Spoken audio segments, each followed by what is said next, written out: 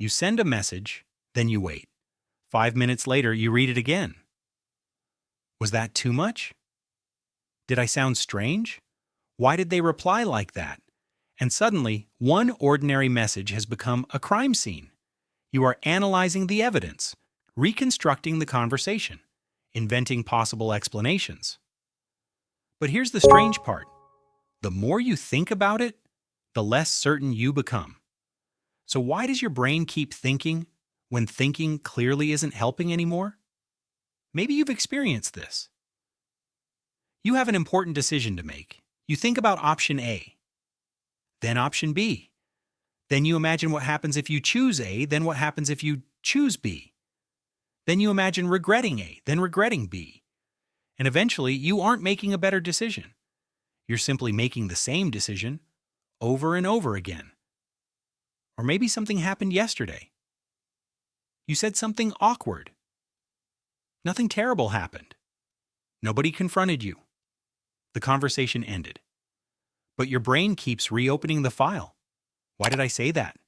What did they think? Should I have said something else? The event lasted 30 seconds. But inside your mind, it keeps happening. And then there is the future. You imagine something going wrong. Then you imagine how you would handle it. Then you imagine a worse version. And another. Until your brain has constructed an entire disaster that hasn't happened.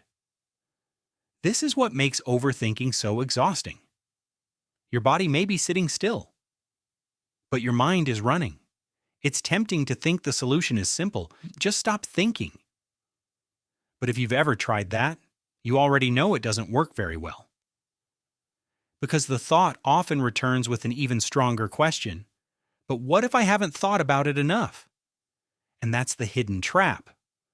Overthinking often disguises itself as problem solving. It feels like you're getting closer to an answer.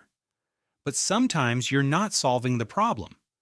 You're repeatedly asking your brain to produce certainty in a situation where certainty may not be available. So what is actually happening inside your mind? Imagine your brain is trying to protect you from an uncertain future. You have an important meeting tomorrow. You don't know exactly what will happen. Your mind begins generating possibilities. What if they ask a difficult question? What if I don't know the answer? What if I make a mistake? At first, this is useful. You prepare, you practice, you think of solutions. This is normal planning. But now imagine the thinking continues after you've already done everything reasonably useful. The meeting is tomorrow. Your preparation is finished. Yet your mind keeps generating more scenarios. This is where thinking can begin to turn into a loop. The question changes from, what can I do, to, what if something goes wrong? And every answer creates another question. This is one reason researchers distinguish between useful problem solving and repetitive negative thinking. Repetitive negative thinking can involve thoughts that are repetitive, relatively difficult to control, and focused on negative material. Worry and rumination are two related forms of this broader process, although they are not exactly the same.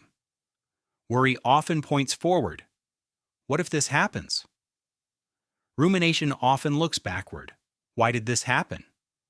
But both can share something important.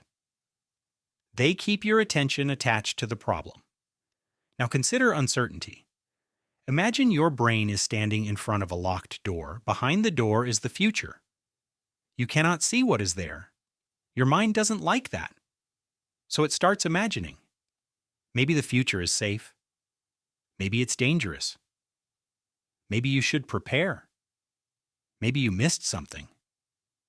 The problem is that thinking can create the feeling of control without necessarily creating actual control. You can think about tomorrow for 3 hours and still not know what tomorrow will bring.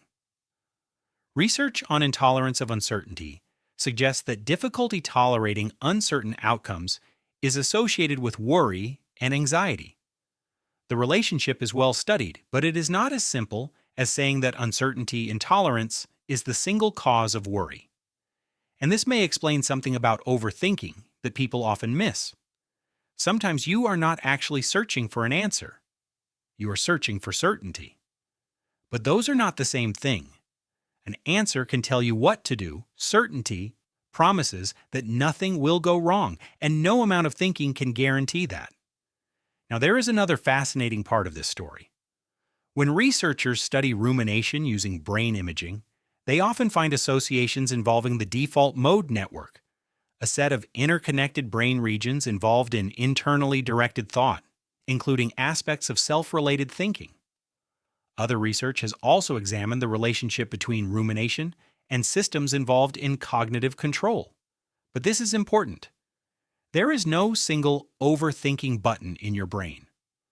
The brain is not divided into one region that thinks too much and another that turns it off. The process involves interacting systems, and researchers are still working to understand exactly how these mechanisms contribute to repetitive thinking. Think of it less like a broken switch and more like a radio that keeps returning to the same station.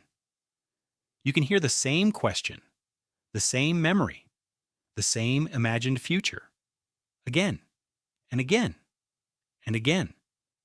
And here's the really interesting question. Why does the mind keep returning? One possibility is that the thought feels important. If your brain labels something as unresolved, threatening, or emotionally significant, attention may repeatedly return to it. But another possibility is even more subtle. You may have learned to believe that thinking itself is the solution. If I keep analyzing, I'll eventually feel better. If I examine every possibility, I can prevent mistakes. If I replay the conversation enough, I'll understand exactly what happened. Sometimes that belief is useful, but sometimes it keeps the loop alive. And here's the surprising part. The problem with overthinking may not be that your brain is asking too many questions. It may be that the questions have stopped producing new information. Imagine you're trying to open a combination lock. You try one number, then another, then another. But after an hour, you're still entering the same 3 combinations. You're working hard, you're concentrating, you're thinking intensely, but you're not getting closer to the answer. That is what repetitive thinking can feel like. It looks like mental effort. But mental effort and mental progress are not always the same thing. Sometimes the most important moment isn't when you finally find the perfect answer.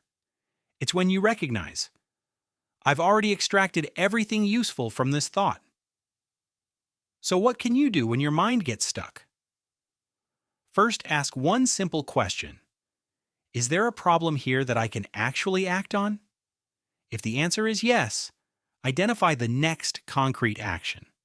Not the entire solution, just the next step. If you are worried about an upcoming interview, prepare one answer. If you made a mistake, decide whether an apology or correction is needed. If you have a decision to make, identify what information is genuinely missing, then act. But if there is no useful action available right now, recognize that too. You may be facing uncertainty rather than a problem you can solve, and that's an important distinction. Second, separate thinking from solving.